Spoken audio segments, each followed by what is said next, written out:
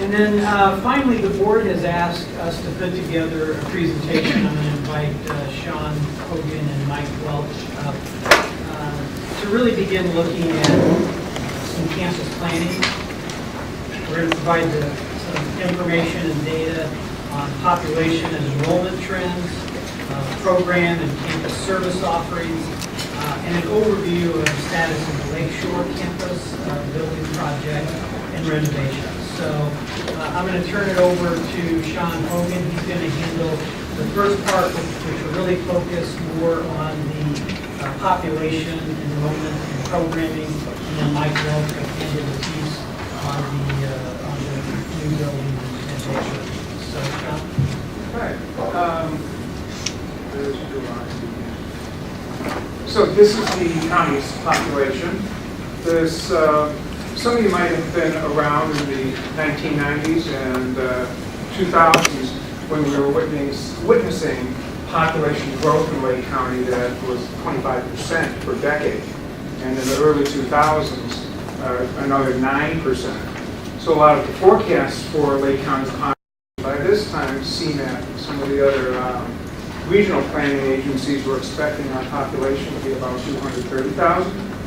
Well, the data from the U.S. Census Bureau has us now at about 704,000, with this expected to be plateauing into the early 2020s, so that by 2025 we'll be in the neighborhood of 710,000 or so in population for Lake County. How this looks in the high schools, similar tale. Population growth. Population growth happening in the 2020s to 2010. Now we've kind of hit our zenith at about 10,000 in high school seniors in the class of 2016, and we expect to be at the 9,200 neighborhood in the early 2020s. So for the general population in the areas surrounding our two branch campuses, at Southlake it looks like this. In Buffalo, Deerfield, Highland Park, Highwood, Libertyville, Lincolnshire, Lake Zurich, in Vernon Hills, looks like we've crested right under the 200,000 population mark for those cities that the Southlake campus must be served. For the communities served by the Lakeshore campus generally, you see the significant growth that happened in the early 2000s with a little bit of a dip during the recessionary period in population, and we expect that to recover into the low 200,000s in the early 2020s. Now as we turn to our own population here at CLC, this pie chart is telling us about our enrollment for the academic year that just completed this summer. So the 16-17 academic year. Going clockwise, the Grayslake campus, students attending exclusively, 46% of our students attend Grayslake campus exclusively. Another 15% are at Grayslake or online, and another 12% are exclusively online. So we have just under 3/4 of our students attending the Grayslake campus or online. Another 11% are at more than one location. Our extension sites, which are dual credit, some of our EMT and firefighting is done off-site at our extension sites, are another 9% exclusively. 4% are exclusive to the Lakeshore campus, and 3% are exclusive to Lakeshore. I'm sorry, South.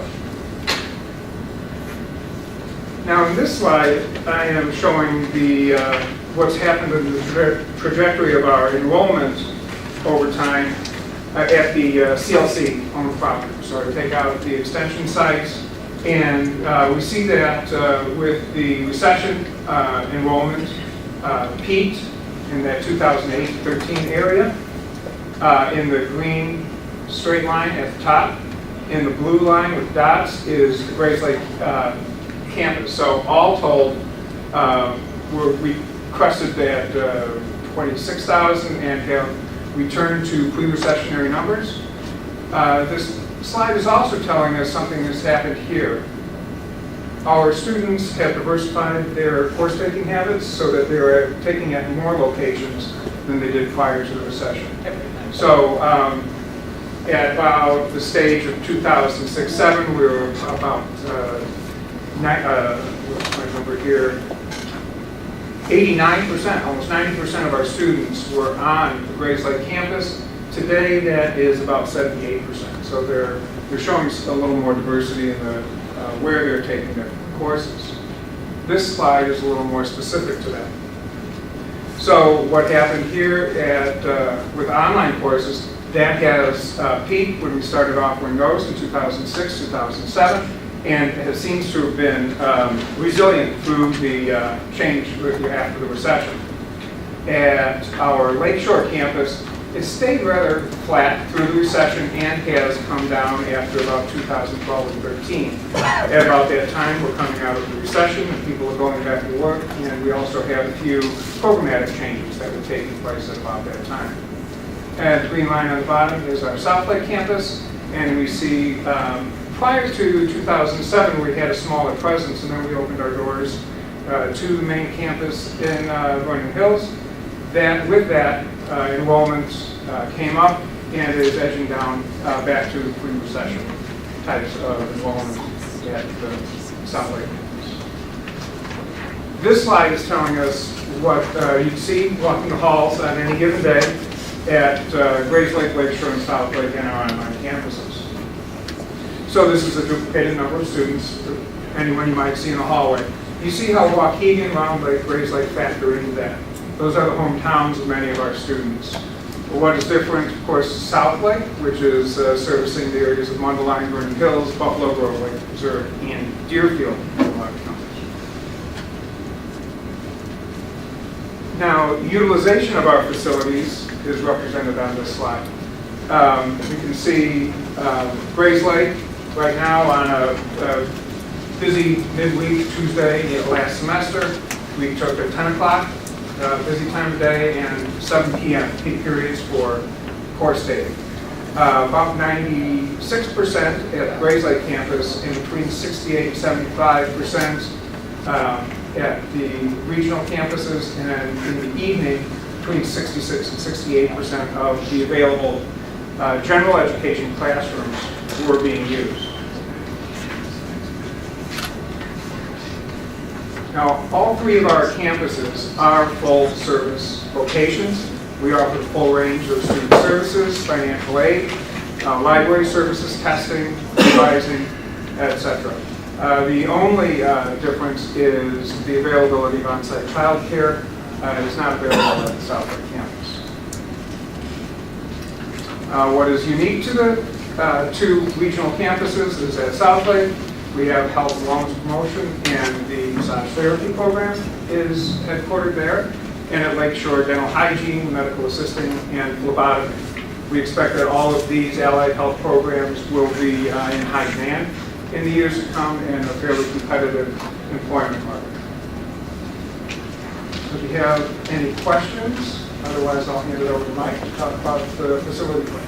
Yes, Sean, do you have a prediction of what will happen when the science building comes online in terms of the capacity at Grayslake? Will it go like 70%? Much of that is going to be specific use for laboratories, so those wouldn't be part of the general classroom mix. Also, I think also a number of the classrooms aren't included that are under construction right now, like the AV wing remodeling, right, Mike? Correct. So when those come back online, that'll lower that percentage to what's expected, more of that 60 to 70% range. I think one of the things that's important when you start looking at usage, and one of the reasons that we use peak periods to gauge that, is that as hard as we would try, students only want to take classes typically from about 9 to 1 and I'm going to say 5 to 9 or 5 to 10. Those are our peak periods. We can try as we might. We're not going to get students to take classes at 7 a.m. or 8 a.m. They're not going to take classes at 2 o'clock and 3 o'clock. That's just not going to happen. What tends to happen is if you don't have space available for students during peak periods, they tend not to register for a class, so they take fewer classes, which impacts them completing classes in a timely fashion. So that's one of the reasons we showed that. I just wanted people to understand why we looked at it that way. So any questions for Sean on the data information he provided? Does the Grace Lake usage also include University Center classroom space? None in this list. That's okay. So our hope would be starting to try and invoice that. Right.